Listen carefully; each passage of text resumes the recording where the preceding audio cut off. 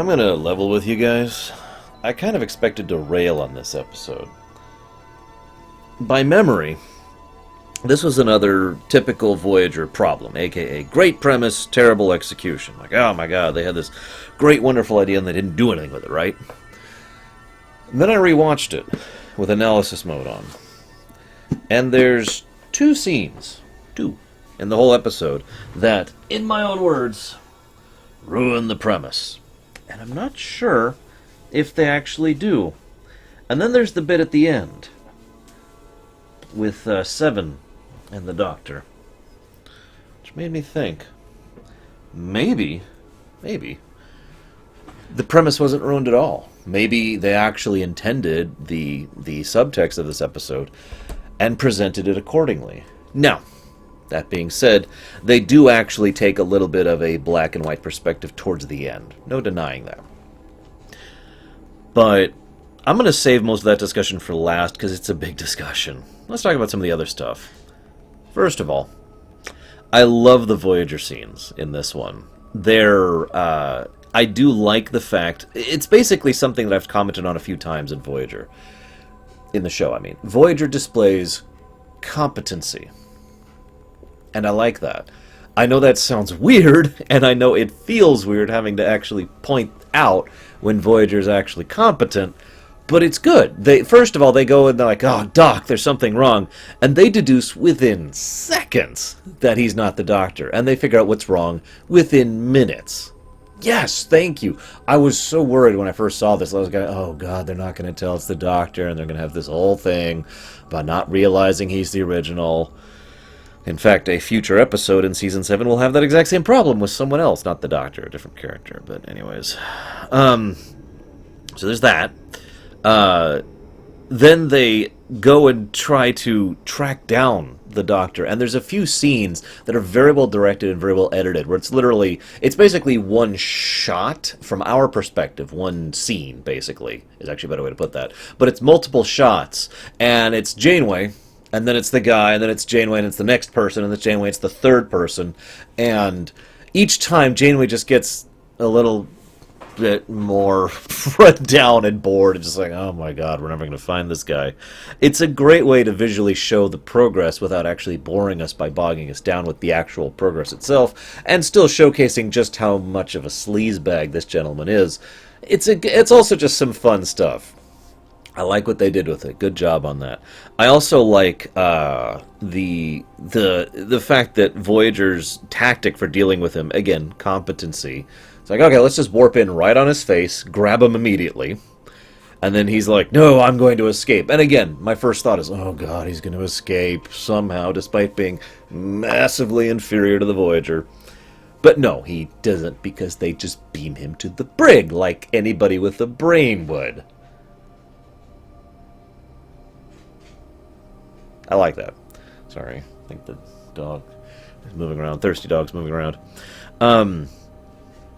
So now I have to get into it. I actually have nothing else to talk about. This episode really hits it hard on the head with its overall point. Let's talk about something I find fascinating about this episode. If you think about it, the role the Doctor plays could be replaced by any of the other Star Trek Doctors and it would fit. And yet each one would give their own unique flavor to the role.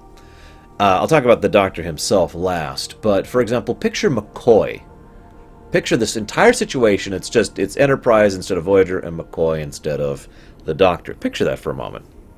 Picture the man who doesn't give a damn about the long-term repercussions or the ideals or whatever. This is the man who was willing to risk altering the timeline because he literally could not help himself from aiding an old sick woman who needed his help. That's it. Just, I need to help this person. He is, far more than all the other doctors on Star Trek, a doctor. And he is willing to bypass all the other crap that comes along with being a doctor and just focus on healing someone. And he would arguably probably make this overall situation much, much worse. Then we have Crusher. Now, Crusher would have been an interesting perspective on this one, Dr. Crusher, because she is much more the mother. She is more than willing to harm and injure and otherwise, and she has a very, very strong sense of ethics, but she would be adamant in her personal touch to these people, her personal connection, rather than her pride in the situation or her belief that some people could ascribe to others. She wouldn't care about any of that. She would just see the individual people because that compassion is one of her strongest traits, and that would taint everything she does. And then, of course, we have Julian Bashir, who, in my opinion, would probably be one of the most interesting characters to put in this perspective, because he's got that brain of his. Spoiler alert for a massively old show that I'll be talking about in the future, Julian has that calculative capacity. And he has it so that he would be able to actually do the math and understand the logic. This is a man who once argued that the Federation should surrender to the Dominion to save lives, because calculably it made sense from a purely mathematical perspective. This is someone who would see the allocator, and you could see him being on their side at first. But he is also still a doctor. And at the end of the day, and DS9 showed this many times, I think Bashir would be like, this is horrible, and have the same general reaction the doctor did. Which brings us, of course, to the doctor's reaction. He's an artificial life form. And I don't mean that in a derogatory sense. What I mean is, he is someone who still has to adhere to programs, no matter how much he grows. Now, I'm going to talk more about that later, but they definitely use the Doctor to good effect in this episode. Moving on. Have any of you out there seen MASH? I actually have a weird feeling some of my viewers don't even know what MASH is. It's an old show. It was kind of on its way out when I first started watching it. Good show, though. Good show. Went on for a very long time. There's an episode, there's actually 2 episodes, but the episode in particular, I'll never forget. There's this, shall we say, mad leader. I think he was a colonel or a general or something like that. And he wanted to, he was someone who was leading men and women to their death. And so the doctor involved is basically going to perform unnecessary surgery on the man to keep him in the bunker to save the lives of those troops. Now, the other doctor involved had some rather significant issues with that, because that's not healing. That's not what a doctor does. And the two of them were involatile in the situation, because both of them were absolutely right. The first doctor was right. This action will save the lives of those men. And the second doctor was absolutely right. We heal people, we don't butcher them. It's an interesting ethical dilemma. And that ethical dilemma is actually at the heart of this episode, which is a bit of a shame, if I can be so bold, because I think the greater ethical dilemma is even stronger. Well, again, I'm going to save that for last. But that is the ethical dilemma of this episode. It's not about the allocation concept. This is why I say this premise might not have been intentional, and why this isn't as gray as it should be, more black and white. Because rather than focusing on the overall major ethical dilemma of the entire planet, which only receives a little attention towards the beginning and then is basically thrown out the window, it focuses more on the dilemma of, do you hurt to heal? I'm reminded of Mass Effect 2, out of nowhere. Morden. There are many ways to help people. Some involve killing, some involve healing. I forget the exact quote, but I bet you know the one I'm talking about. But you have to consider, from a purely ethical perspective, that is an ethical dilemma. Do you hurt one person to save 100? And that is a slippery slope of hell. The further down you go on that slope, you can get to some really dangerous territory the further you think along those lines. Because it's easy to say, let's threaten the life of one obstinate bureaucrat in order to save the lives of a dozen people. That's an easy choice. Move forward a few steps, and you start thinking, well, these people don't really need to be alive. They're going to die anyways. Let's go ahead and kill them now, rip out their organs, and start helping other people. And you could go further from that, and further from that, and further from that. It's a very, very slippery slope, ethically speaking, and it's a very dangerous topic to discuss. I'd almost bring down, the Deutsch box on this one, because this is an interesting topic to discuss here. But before we get into that topic, again, I don't want to get there just yet, let's talk about one interesting thing that's basically a subplot. Budgets. See, the thing is, there's this thing called the budget trick, and I've been exposed to it since I was very young. I got my first corporate job when I was 14. It wasn't a big job. I was just doing some graphics design work for an engineering firm. But I was still exposed to a lot of aspects of corporate society all the way back then. This is in the 90s. And I'm just like, one of those things was the budget trick. It was like, I'd say, the third lesson I learned about corporate society. And it's still true to this day. If you don't understand what the budget trick is, it's very simple. Your job is blah. Doesn't matter what it is, okay? You have a budget of 1. We're just going to use very simple numbers to explain this, okay? Your budget is 1. You do a really good job this year, and you only need 0.5 to do your job. Awesome! Pat on the back, kudos. Next year, your budget is 0.5, because that's all you needed last year to do your job. But because your job is a real freaking job and not something that's perfectly calculable, understandably, you need more than 0.5 this year. You need way more than 0.5, and that budget may not even exist. You actually go over budget, which, by the way, can cause some serious economic backlash. I'm not going to get into the whole ripple effect of going over budget and what that can do, especially on a governmental level. But you go over budget. Okay, so your budget is then increased in order to allocate for that for the next year. The budget trick is to spend either up to your budget or just a little bit above your budget every budget cycle, whatever your company or government does, in order to ensure that that budget is always there. And this leads to some absolutely wasteful spending. I have seen things that are just disgusting, how many hundreds of thousands of dollars are burnt in order to make sure that that money is still available for when it's actually needed. And it is worth noting that this isn't a black and white situation either, the budget trick, because that whole budget cut thing can lead to some very serious problems. So they need to keep that budget.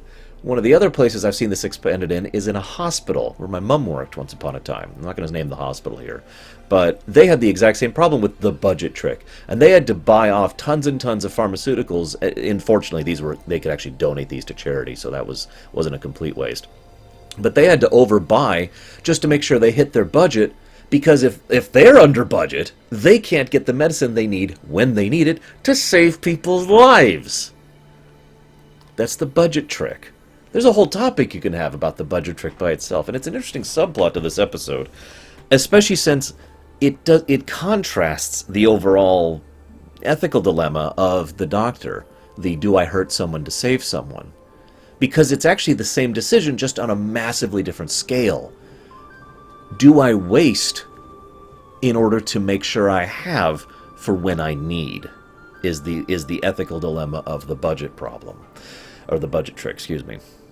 Now, of course, if you have a functioning brain, you might be like, well, why don't I just make sure that the budget doesn't go down when it needs to? Well, there's reasons for that.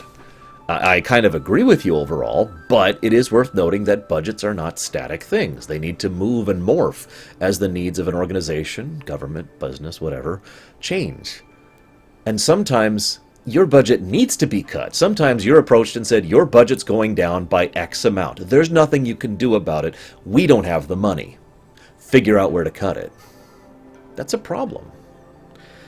But then, that leads me to my next big point. Did the doctor malfunction? The reason I asked that question that way, he obviously wanted to believe that, and in my opinion, there's 3 ways we can take this. The doc malfunctioned, the doc grew, or the doc had a natural conflict. Let me explain what I mean by that.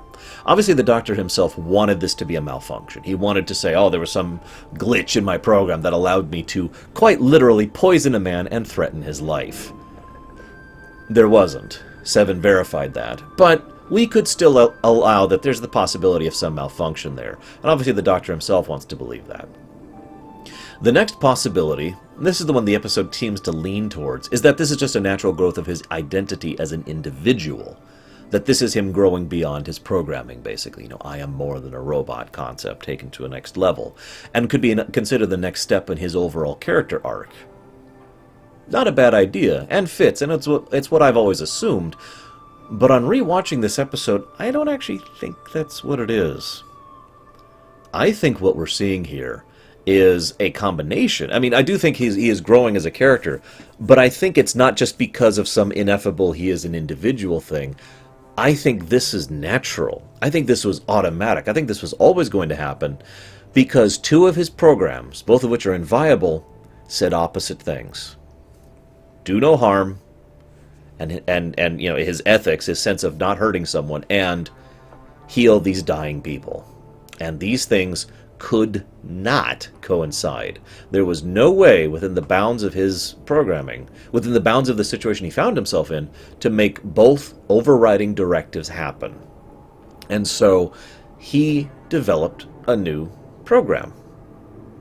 In other words, I do think he grew as a character, but not because he's a person, because he's an AI. I think it's a growth of him as an AI. I think it's a growth of him as a different type of character than a normal human or Vulcan or whatever would be. And I think that's great that they showcase that. If it's not obvious, I really like this episode. But this brings me to another interesting question about him. He had to choose, didn't he? Now again, this episode kind of sidelines the major ethical dilemma that the episode should have been about, in my opinion, and in favor of the fact that Chelik is bad and the Doctor is the good guy. Let's just ignore that for the moment. But if you do pay attention, the Doctor had to make the same kind of choice Chelik did.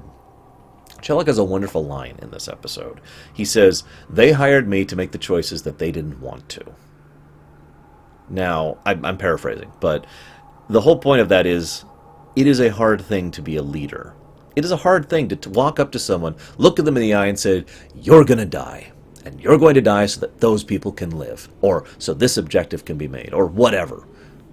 Because that is ultimately, even in its various forms, what being a leader is really about. Being able to make those hard choices and doing the best you can to make them correctly. That's what being a real leader is about. Chelik had to decide who got what and who got where. And so did the Doctor. The Doctor had to decide to be willing to sacrifice a life to save more worthwhile lives. Let's talk about the big point, the thing I've been dancing around this whole time.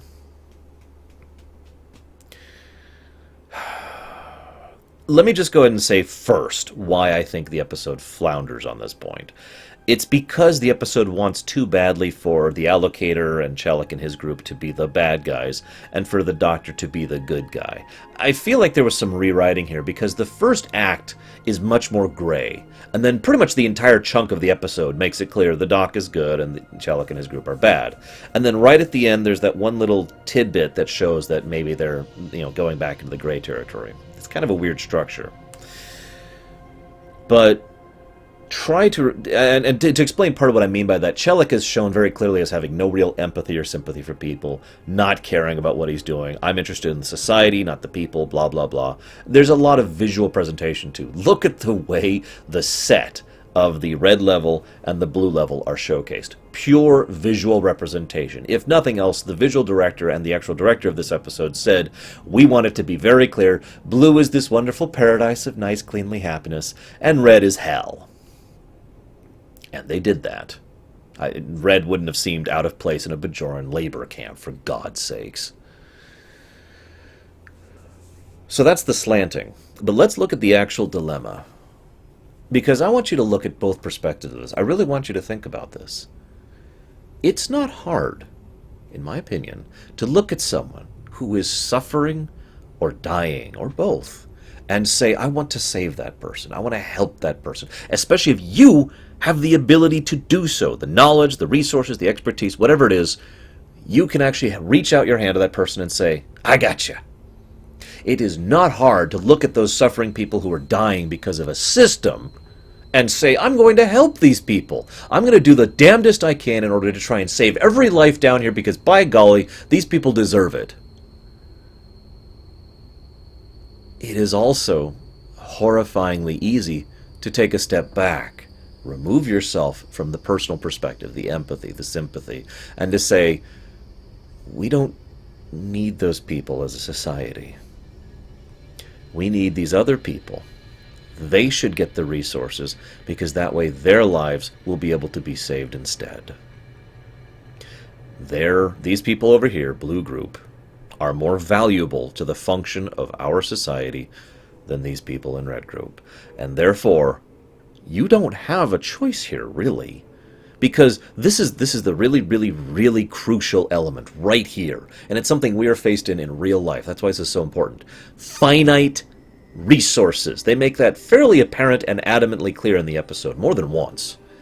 They have finite resources. They do not have infinite. The episode's pad ending kind of irritates me because it bypasses that extremely important point. They have finite resources. Killing these people means taking away from somewhere. You don't have infinite cures. You have X cures. And you can only give these out to so many, and then you're out. And it'll take time to produce more, or maybe you don't even have any more. That's the whole problem with a finite resource scenario. That is the ethical dilemma. That is the underlying underpinnings of this entire episode, or at least it would be if the episode bothered to focus on it for longer than the first few bits of the first act.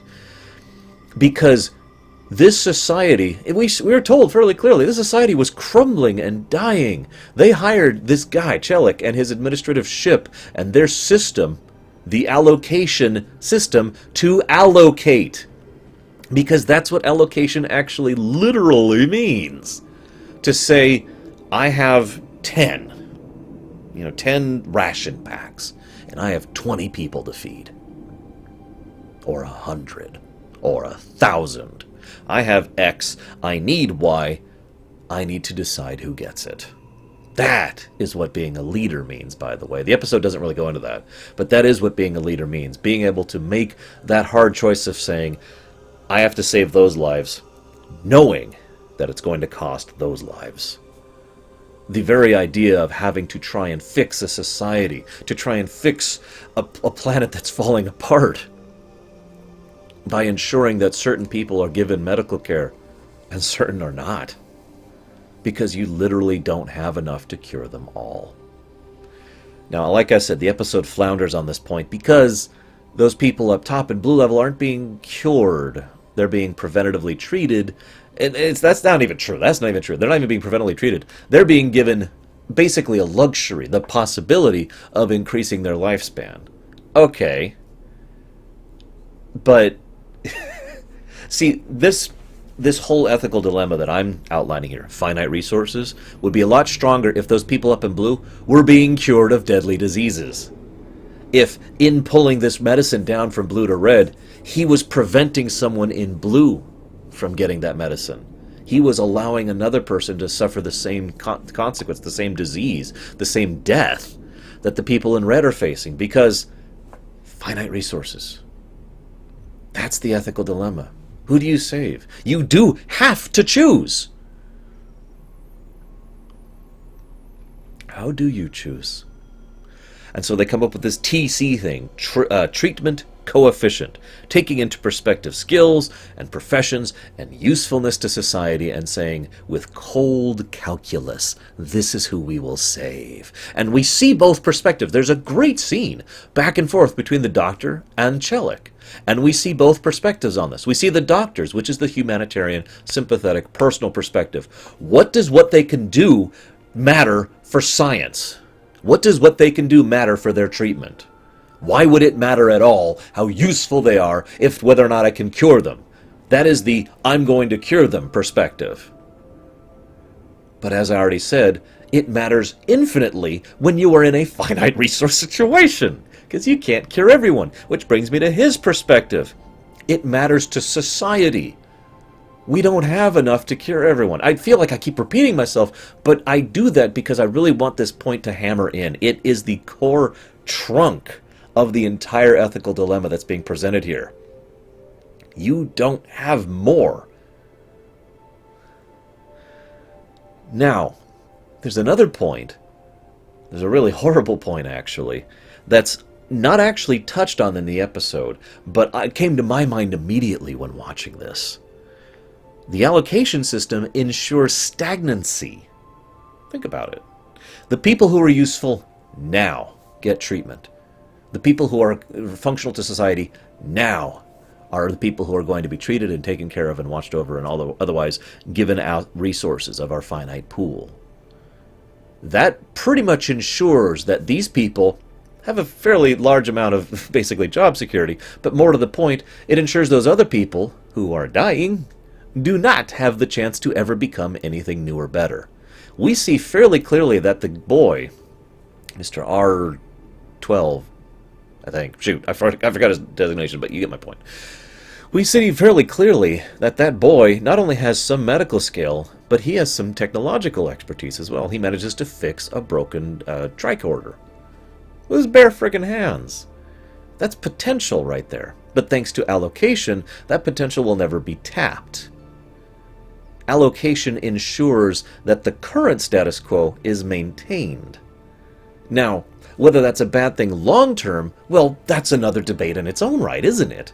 Because you have to consider a very valuable point. Survival without living is as meaningless as living without survival. I've talked about this theme. This is probably one of the biggest themes of Voyager across its entire run.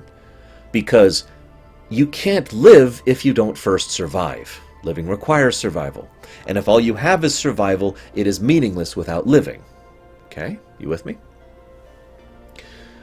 So you could argue they need to survive now. So yes, they are basically enforcing stagnancy upon their society, enforcing that the people who are below stay below and the people who are up stay up, and ensuring that there's no variance in that in order to survive, to get away from the huge, horrible plagues and outbreaks and famines and other things that were plaguing their world. Would that then stop? Would they be able to get to a point where they could get to living, allow for growth as a culture, as a people, as individuals? Or would the system therefore be maintained henceforth? Regardless of whether these people and their allocation and the ship finally leaves, would the planet decide to keep using the allocation system, ensuring further stagnancy, ensuring what is effectively a caste system to be enforced from that point onwards? The haves have, and the have-nots don't. And what kind of horrible revolts could that lead to in the future, for that matter? One of the things we see in this episode is this is a society who is only recently, still in the process, I should say, of being saved by the allocator and by Chelik and all his stuff. So nobody really questions it. Even though people want to do good, even though people want to help and heal, they understand that this is it. This is our option. Let these people suffer and die, and then we move on. If anything, I bluntly couldn't question why they even have a red sector, to be completely blunt. Why even bother to waste the time and space and resources on people you don't intend to fully treat? I guess on the auspice that they might get better? Like a little bit of an injection? You get 1 out of the 10 you need, and then maybe you'll be one of the outliers that survives? I don't even know the reasoning on that one. I feel like this is all I've talked about, is this overall dilemma. I find this fascinating, really. This is something that has been brought up over on Babylon 5, for God's sakes. The whole Franklin, Dr. Franklin, he's like, no, I'm going to cure people, I'm going to heal people. And he basically steals to do that. Now, he has no problem with that. There's no ethical dilemma for him. The ethical dilemma is for the medical supplies, which are finite. I talked about this during that episode. He is effectively taking from some to ensure that others have. If I was to restructure this episode, I would only do so in very small points. I would make blue level just as bad as red. Remove the visual disparity. Showcase that this is a hospital that is overrun at all levels. Make blue level look... keep the blue lighting, but make it overrun. Don't make it nice and clean No, make it just as bad as red level. Just as crammed. And all those people need that medication just as much. Make them actually dying, not, well, I need to have my aging possibilities increased. That kind of a thing. That one change, by itself and without any other addition, really would add to the overall oomph of the episode, in my opinion. And it wouldn't detract in any way from the personal dilemma that the Doctor faces. Because he would still have the same dilemma. Save some at the expense of others.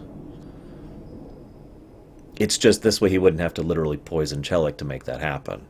He would literally be faced with the choice of ensuring that some of those people up on blue die, or potentially die, in order to save some of the people on red. Think about it.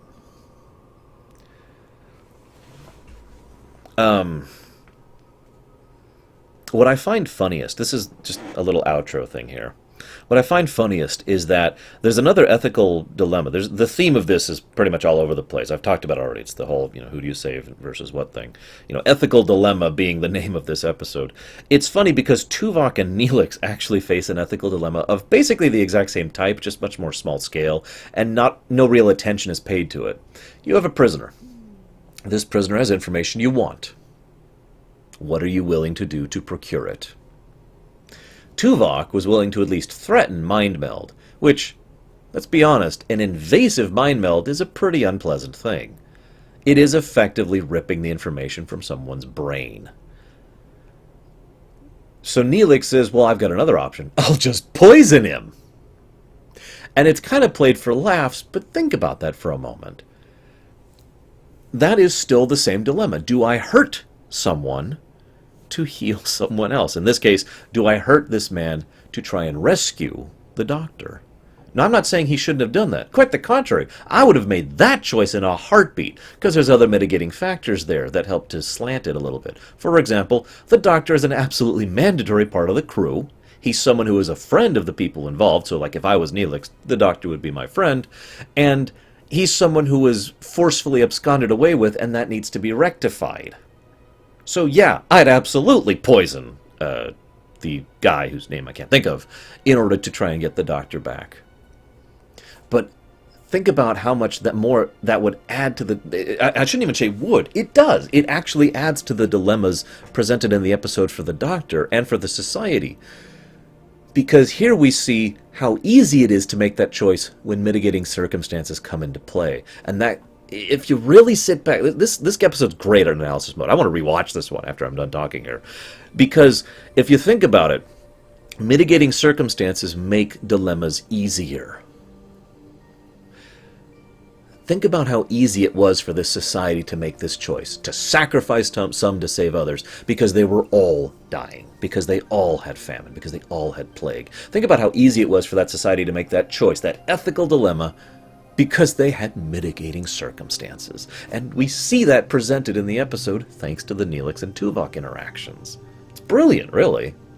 I'm not even sure if it was done deliberately, but it's still brilliant. And then we see someone more like the doctor, who has a little bit more of a personal interaction. And you get where I'm going with this. Either way, I've probably talked too much about this one. Great episode, great episode. Really great breath of fresh air after that last one. Holy hell, I needed that. What's next? Let me look at my list. I got my list right here. Inside Man? Oh god, that's the... I think that's a terrible episode. Whatever. We'll get to it when we get to it. I'll see you there, guys.